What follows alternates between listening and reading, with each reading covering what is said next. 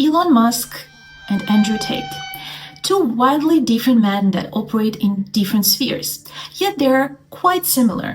One is a billionaire tech mogul, the other a self-proclaimed alpha male. Both of them have a lot of critics that would call them egotists, grifters, anomalies. But what if I told you that they are just a reflection of the society that we live in? I believe mostly sad and unhappy childhood, actually. An article called A Dearth in Western Leadership highlights the growing vacuum in ethical, visionary leadership. And what usually happens in a vacuum? Correct. Someone or something rushes to fill it in. And just like that, Musk, Trump in politics, Tate in culture, rushed to step in. Not because they are extraordinary leaders, no, but because society made them. They love to position themselves as self-made men. What they truly are is a product of societal wounds. Power-hungry, insecure, and desperate for validation. Contrast that with, for example, Claudia Sheinbaum or Zelensky. They are examples of positive leadership, shaped by resilience and responsibility, and they at least exhibit a desire to take care of their people. But why do we have so few leaders like them? In this video, I'll break it down. I'll talk about how figures like Musk and Tate rise, how the Manosphere is linked to politics, the role of childhood trauma in leadership, and how understanding all of this can help us build a better future. Musk and Tate are symbols reflecting deep societal shifts in politics and masculinity. But let me first explain why they matter and why I chose to spend my time speaking about those two out of all the people in the world.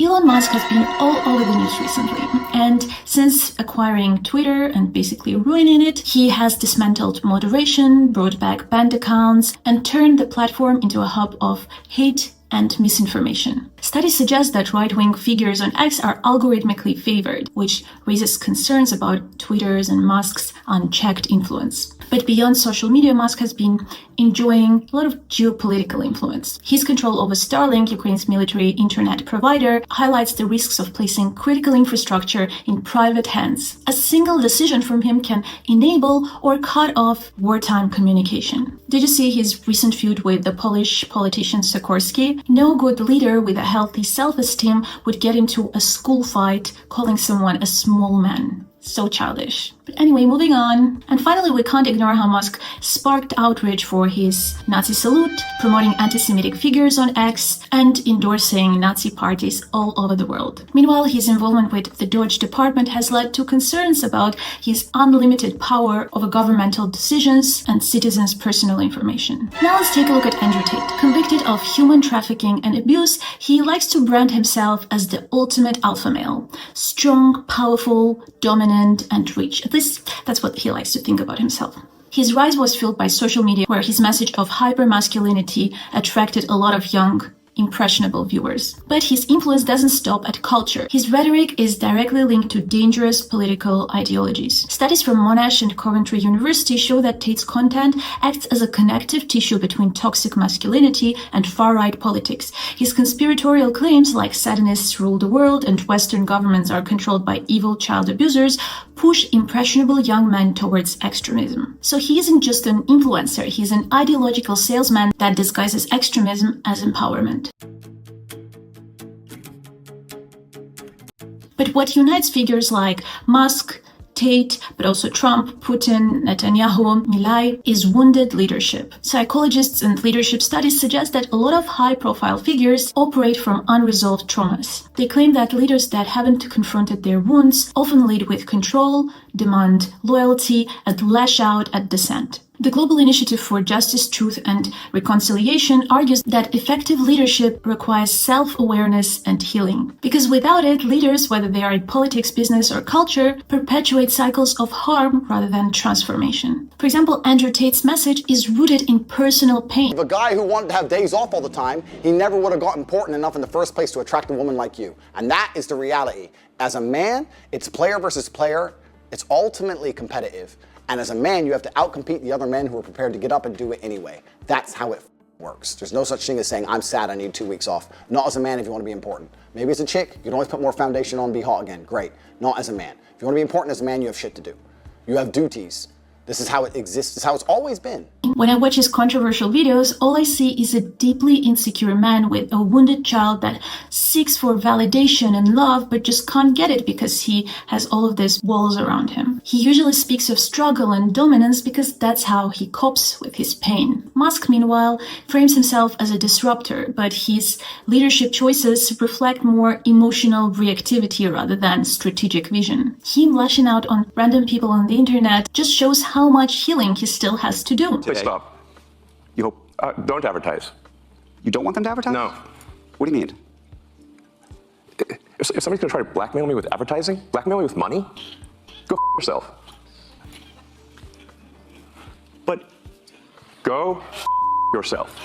According to GIJTR, signs of wounded leadership include leading from anger and pain, intolerance of dissent, demanding loyalty over accountability, emotional reactivity, and reliance on dominance to maintain power. Musk, Tate, Putin, Melania, Netanyahu, and Trump all exhibit these patterns, whether it's Musk's erratic decision-making, Tate's hyper-masculine posturing, or Trump's fragile, ego-driven politics. I don't see why, in fact, I'm gonna change that.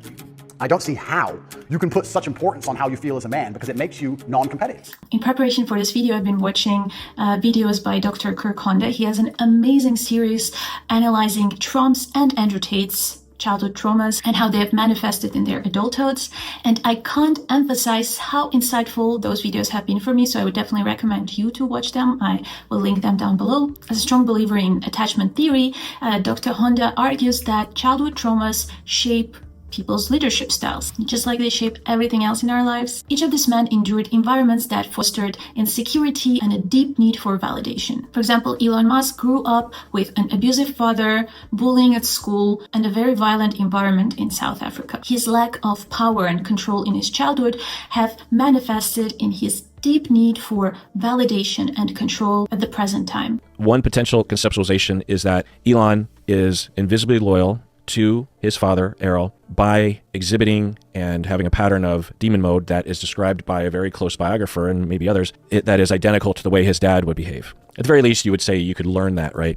But maybe invisible loyalty is a way of looking at it, that it's a perpetuation of that behavior to finally get that love. Andrew Tate had an unfaithful, abusive father and a mother that had no power to stop it, which resulted in his deep resentment towards women, reflecting really painful emotional wounds. Then Andrew Tate comes along and goes on the internet and starts talking assertively without any apologies what society has been injecting into boys. And they go, finally. Someone is saying it, and he has answers, and he is the toxic male ideal. So he is the leader I've been looking for. He is the leader that society has been subtly telling me I should be attracted to, and it feels good. And everyone starts to attack him. Everyone starts to attack the child, and they're like, but it feels right to me. He feels right. He feels like the role model I've been looking for. That is very much lacking in our society. But it's important to clarify that trauma doesn't have to lead to toxic leadership. Figures like Malala Yousafzai also experienced adversity but channeled it into a transformative leadership. Studies suggest that self-reflection is crucial in determining whether trauma leads to wisdom or toxicity.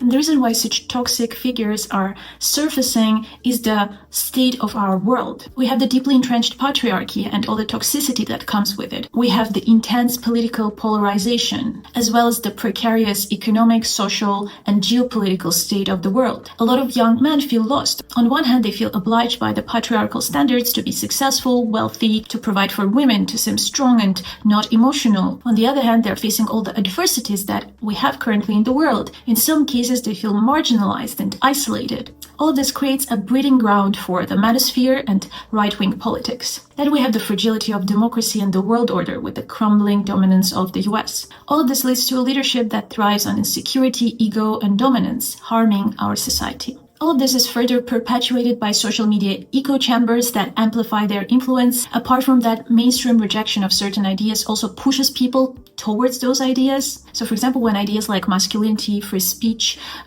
traditional values are vehemently criticized and dismissed without any discussion, figures like Tate and Musks step up claiming that they're the only ones defending them. I stand strongly behind my leftist beliefs. At the same time, I feel like we shouldn't ostracize the other side. We should be able to find compassion and compromise with the others to not push each other towards the opposite extremes. And then, of course, we have systemic issues like gaps in education, lack of emotional intelligence training, which allow harmful ideas to persist. And I mean, wouldn't it be amazing if all of us had access to therapy?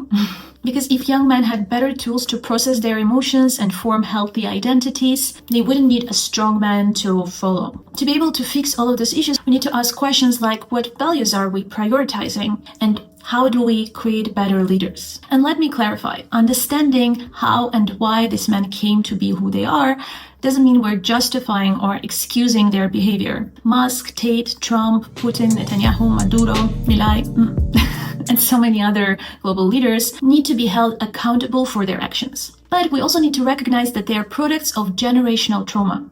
Hurt people hurt people. This also brings me back to the first video that I ever made based on Carl Jung's book, The Undiscovered Self, where he claims that people that have not come at peace with their shadow self and they have not engaged in inner work and healing will be easily manipulated and will not find political awakening where they understand which political figures would be good for them. It means we will continue having conflicts and wars and crises. And Jung wrote this book around world wars.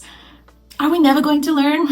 Just imagine what would have happened if Musk had a healthier upbringing. His relentless drive might have been directed toward connection and compassion and fulfillment rather than power and control. Or if Andrew Tate had processed his really sad childhood traumas, he could have become a mentor that teaches resilience rather than dominance and violence and really stupid ideas. In order to break this cycle, we can't keep rewarding people that thrive on insecurity, ego, and toxicity and conflict. We can't keep tolerating leaders that prioritize their personal well-being and interests over the collective well-being. This is why we need better education and inclusion. We need to encourage healthy masculinity by providing young men with role models that show strength through emotional intelligence rather than dominance. Harvard Business Review notes that before taking on leadership, people should ask, why do I want to lead? What is the purpose of my leadership? If the answer is power, prestige, and money, then the leader is at risk of seeking external validation instead of internal fulfillment, a path that often leads to distortion, paranoia, and the rejection of criticism. I can think of historical examples like Joseph Stalin or East Germany's Walter Ulbricht. They show very well what happens when leaders prioritize control over truth. In my eyes, and I believe for many of you, true leadership is about serving others. True leaders stay grounded through self-awareness and building community around them. They inspire and drive positive change. So when we see figures that reflect deep wounds that we refuse to address in our society, our failures in education, our neglect of emotional well-being, our cultural polarization, we must remember that we need to take steps towards building a world that nurtures rather than wounds.